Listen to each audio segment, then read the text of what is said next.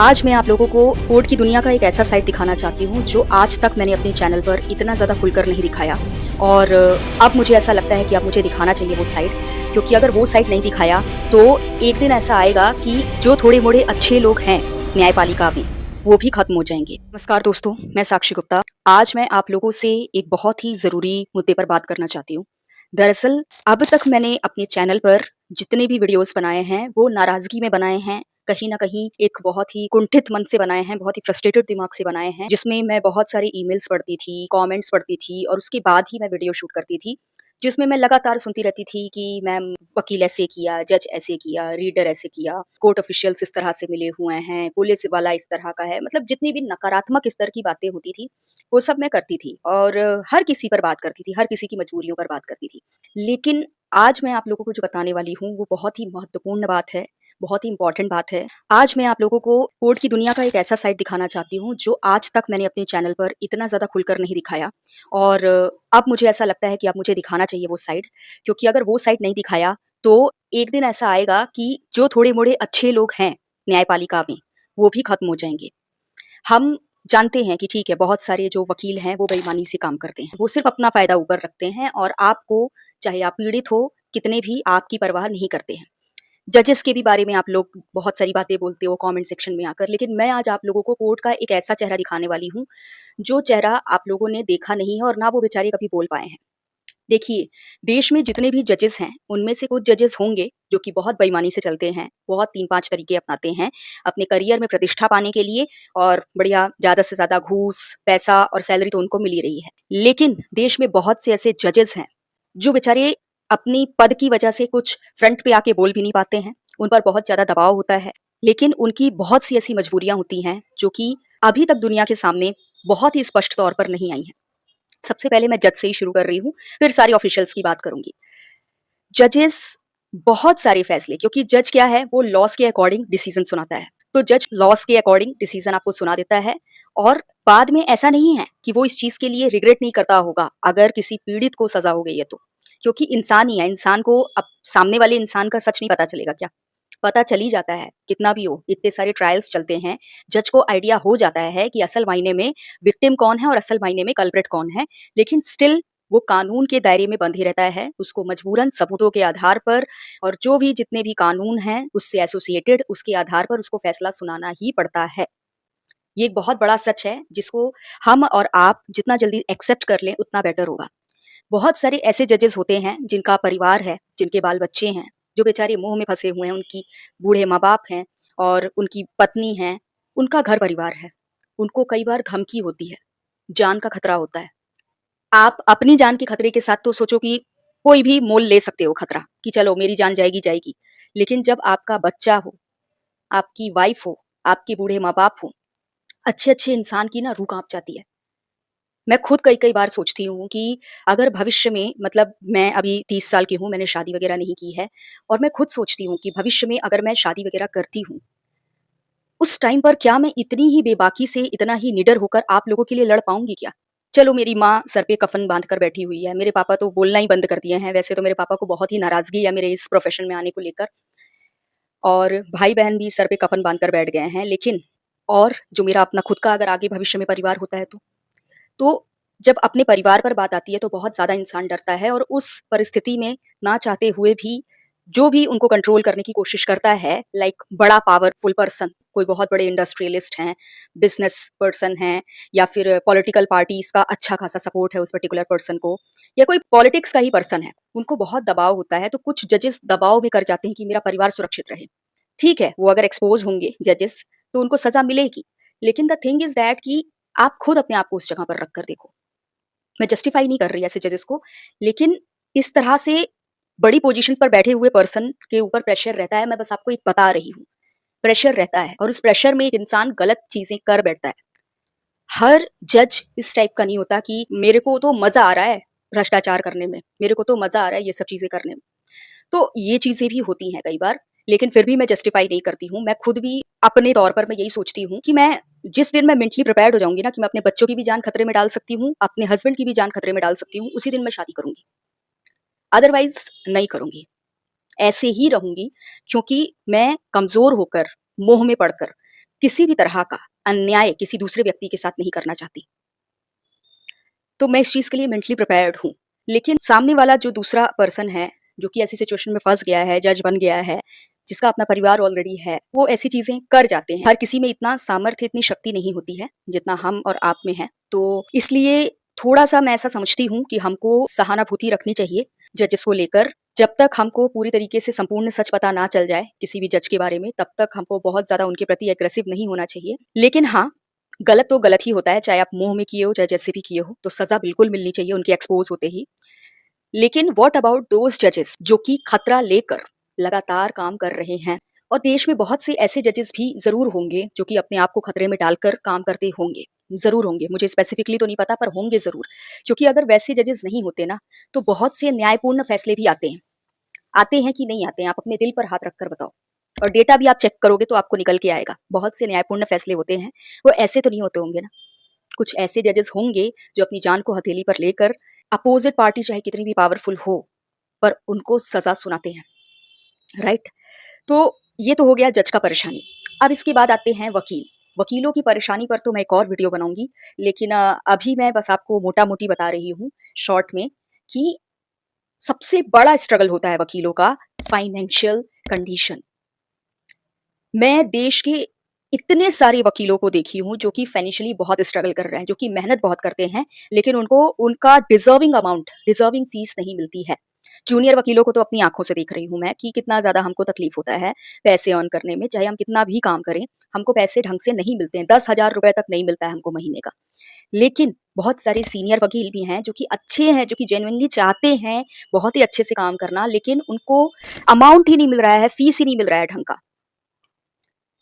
Client अपनी मजबूरियाँ बताकर चले जाता है और वो बस खड़े-खड़े देखते रह जाते हैं। वो ज़बरदस्ती माँग नहीं पाते उनसे। ऐसे ऐसे वकील हैं।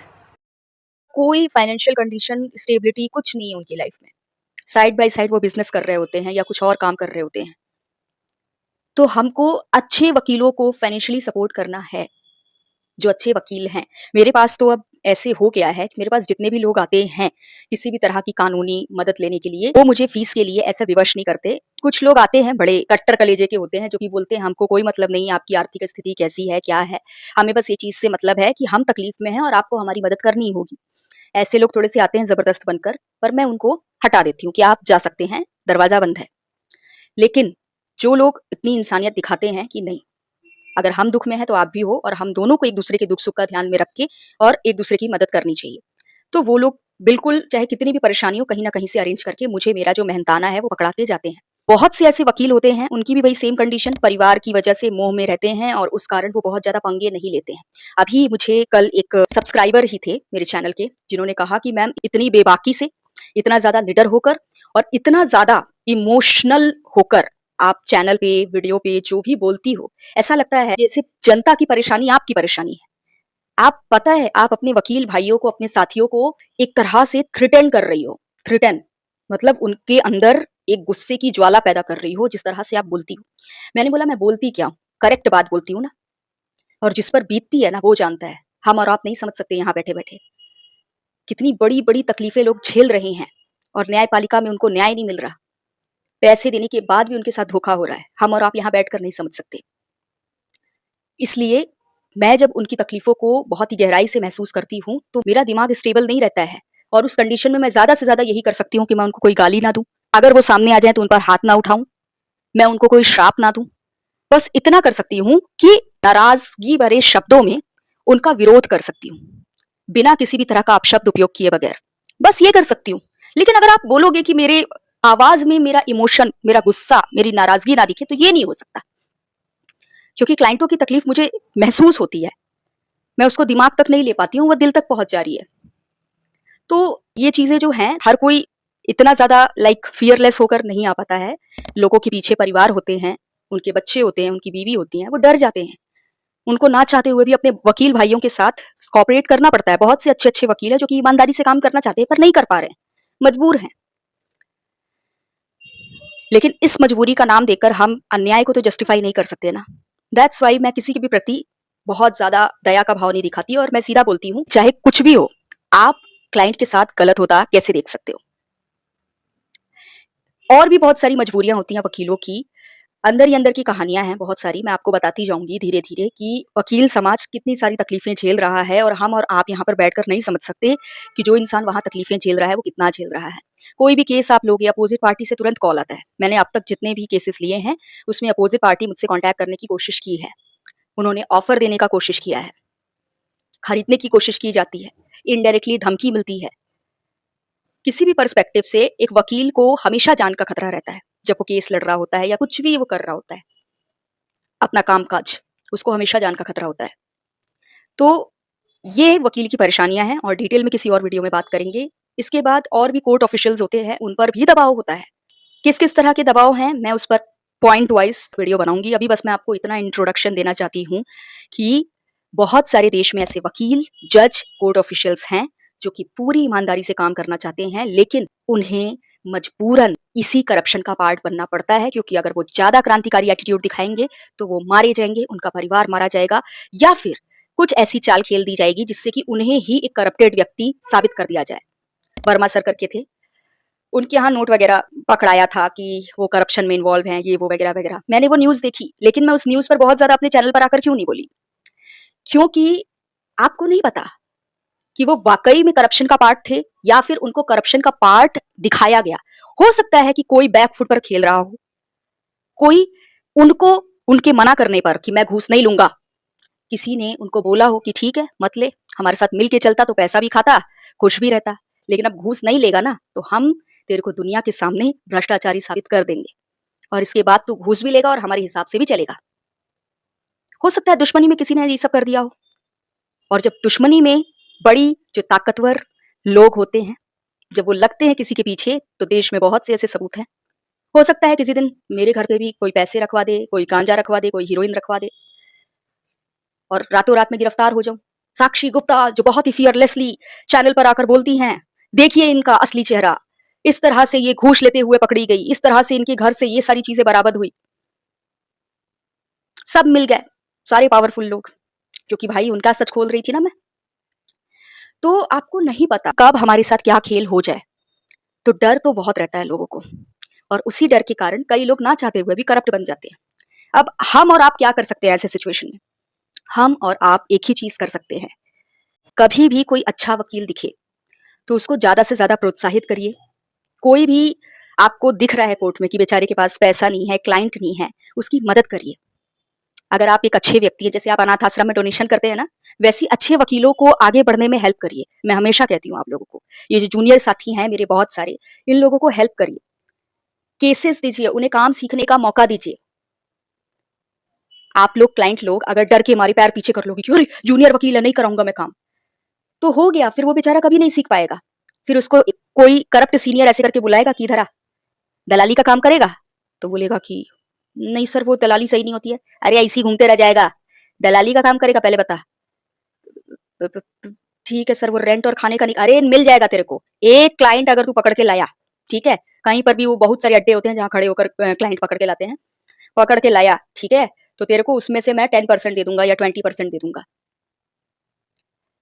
और बहुत सारे तरीके होते हैं जिस तरीके से पैसा कमवाने के लिए प्रोत्साहित करते हैं सीनियर वकील जूनियर वकील को। कोई एक ईमानदार जूनियर वकील है जिसको बोलते हैं कि देख लो मैडम, काफी संघर्ष कर लिया है, अभी भी अगर संघर्ष करना है तो बताइए, वरना हमारे साथ हमारे तरीके से काम करिए, जीवन का तजुर्बा रहा है, ठीक है, हम जैसे अच्छा खासा अपना सब कुछ सेटल कर लिए हैं, आपका भी सेटल हो जाएगा। बात मानिए, ज्यादा ये सब क्रांतिकारी उसमें मत रहिए, ठीक है, कुछ नहीं हासिल होने वाला है। अब ऐसी परिस्थिति में अच्छे अच्छे का दिमाग घूम जाता है। मेरे को भी ऑफर्स मिले हैं 2 साल में, लेकिन मैं गिव अप नहीं की। मैं आज भी हॉस्टल के एक छोटे से कमरे में रहती हूँ and I am very happy. मुझे खाना डाइजेस्ट होता है, क्योंकि मैं नमक हरामी वाला खाना नहीं खा रही, मैं किसी की आत्मा को रुलाकर खाना नहीं खा रही। मुझे नींद अच्छी आती है, वैसे तो आप लोगों के मेल्स तकलीफ भरे पढ़ के मेरी नींदें उड़े रहती हैं लेकिन हाँ, ये है कि कभी भी किसी तरह का पाप करने की वजह से मेरे को ऐसा नहीं होता कि मेरे को नींद नहीं आ रही या आ भी रही है तो सुकून भरी नहीं आ रही। मैं मतलब कहीं न कहीं अंदर से मेरे को एक सुकून रहता है कि ये जो भी है, जैसा भी है, बट मैं जो भी मेरे पास है, वो सब कुछ साफ-सुथरे तरीके से आया है, साफ-सुथरे पैसे से आया है, कुछ गलत काम नहीं किया। लेकिन हर किसी में इतनी हिम्मत नहीं होती है। आपको कहीं पर भी कोई ऐसा व्यक्ति दिखे, जो कि जूनियर वकील है या फिर सीनियर वकील है और उस बेचारे के पास टैलेंट भी है काम करने का, लेकिन वही है उसके पास क्लाइंट लीड्स नहीं है, वो अच्छे से कर सकता है, ईमानदारी से काम कर सकता है। तो आप लोग बड़े-बड़े चैम्बरों के लालच में मत पड़िए, आप उन्हें भी मौका दीजिए, ठीक है? और जैसे मैं हूँ, मैं अपने आप को मेरी कुछ एक क्लाइंट है, एक्चुअली मेरा कुछ-कुछ नेचर जो मुझे शुरू से देख रहे हैं, लोग समझ चुके हैं कि साक्षी मैम अपनी बात की बहुत पक्की हैं, अगर उन्होंने एक बार कमिटमेंट कर दी, तो फिर वो अपनी भी नहीं सुनती। थोड़ा डायलॉग टाइप का हो गया। तो दैट्स व्हाई लोग क्या करते हैं ना, बोलते हैं कि मैम आप कर सकते हो, यू कैन डू इट। मुझे थोड़ा-सा ना बस एनकरेजमेंट चाहिए होती है, बाकी ऐसा नहीं है। ईश्वर की कृपा से मैं अगर किसी चीज़ के पीछे लग जाती हूँ, तो वो चीज़ हो जाती है मुझसे। तो एनकरेजमेंट मुझे बस क्लाइंट का चाहिए होता है, एनकरेज करे क्लाइंट, मुझे मनाए कि मैम आप कर सकते हो, यू कैन डू इट, करो, कोशिश करो, वी आर विथ यू। मुझे बस ऐसे क्लाइंट्स की ज़रूरत है, मैं धीरे-धीरे काम सीखती चली जाऊँगी। तो आपको और अदर जूनियर एडवोकेट्स जो हैं, उनको इसी तरह से प्रोत्साहित करना है, जो कि अच्छे हैं। बहुत सारे सीनियर वकील भी हैं, जो कि बहुत अच्छे हैं, लेकिन उनके पास क्लाइंट ही नहीं है। वो कोई 3-5 तरीका अपना ही नहीं रहे हैं ना क्लाइंट गेन करने का, बैठे रहते हैं बेचारे टेबल पे आके। उनको प्रोत्साहित करिए, उनको काम दीजिए और पैसा भी दीजिए, उनको बढ़ाइए। जो ईमानदार वकील हैं, उन लोगों को बढ़ावा दीजिए और जब आप ईमानदार वकीलों को बढ़ावा देंगे, एनकरेज करेंगे, ढंग से फीस देंगे, तो देश में ईमानदार वकीलों की डिमांड बढ़ेगी। ईमानदार वकील तेजी से ग्रो करेंगे और ये जितने भी भ्रष्ट वकील हैं, इनका मनोबल टूटेगा। तो इसलिए हमको एनकरेज करना है, कहीं पर भी कोई अच्छा वकील दिख रहा है, उसकी अच्छाई को ज़्यादा टारगेट पर रखिए, थोड़ी-सी उसके टैलेंट में कमी हो सकती है। आप उसके साथ मिलकर वो केस लड़िए, दोनों मिलकर स्ट्रैटेजी बनाओ, कोर्ट में केस लड़ो। लेकिन नीयत अच्छी रहनी चाहिए आपके वकील की। टैलेंट में, नॉलेज में थोड़ी कमी हो सकती है, नीयत अच्छी रहनी चाहिए और जब नीयत अच्छी रहती है तो सब पॉसिबल होता है। नीयत सबसे बड़ी चीज़ होती है। नीयत अगर साफ है, आप बना लोगे, साफ नीयत से ही बनाता है आदमी भगवान का प्रसाद, जो वो इतना टेस्टी लगता है। बड़े-बड़े होटल्स फेल हो जाते हैं, राइट? वो टेस्ट आता ही नहीं है जो साफ नीयत से आप प्रसाद बना रहे हो। तो साफ नीयत से जब आप कोई काम करते हो, तो ईश्वर का आशीर्वाद हो जाता है उस काम में। भगवान रास्ता दिखा देता है, आपको सॉल्यूशंस दे देता है, कोई ना कोई तोड़ निकल जाता है।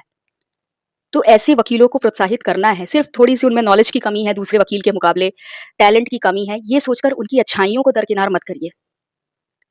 क्योंकि वही दूसरा वकील जिसकी नीयत आपके पैसे पर है, जिसको आपका भला करने से कोई ख़ास मतलब नहीं है, वो कितना भी उसके पास नॉलेज होगा, इंटेलिजेंस होगा, लेकिन वो उसको नाप-तौल के उपयोग करेगा, अपने फ़ायदे को ध्यान में रखकर। तो होप सो आपको मेरा ये वीडियो पसंद आया होगा। चलिए आज के लिए बस इतना ही, बहुत ज़्यादा बात हो गई। अगर आपको वीडियो पसंद आया हो तो प्लीज़ लाइक कर दीजिएगा, चैनल को सब्सक्राइब कर लीजिएगा अगर मन हो तो। और साथ ही साथ कमेंट सेक्शन में जो भी आपकी बात है उसको साफ-सुथरे शब्दों में लिख दीजिएगा। मैं अब कोशिश करूँगी, मुझे एक सब्सक्राइबर ने एडवाइस दी है कि मैम थोड़ा-सा स्क्रिप्टेड बनाओ, लाइक नॉन स्क्रिप्टेड एकदम से आप आ जाते हो और बस एक फ्लो में बोलने लग जाते हो, वैसा मत करो। बिकॉज़ ऐसे क्या होता है कि कुछ क्लाइंट्स जो होते हैं, जो कि बहुत ज़्यादा टाइम नहीं दे सकते आपके वीडियो को, वो थोड़ा-सा मिक्स्ड हो जाता है उनके दिमाग में सब कुछ। तो आप थोड़ा स्क्रिप्टेड वीडियो बनाओ जिसमें थोड़ा-सा स्लाइड बाय स्लाइड आपके सारे पॉइंट्स कवर हों।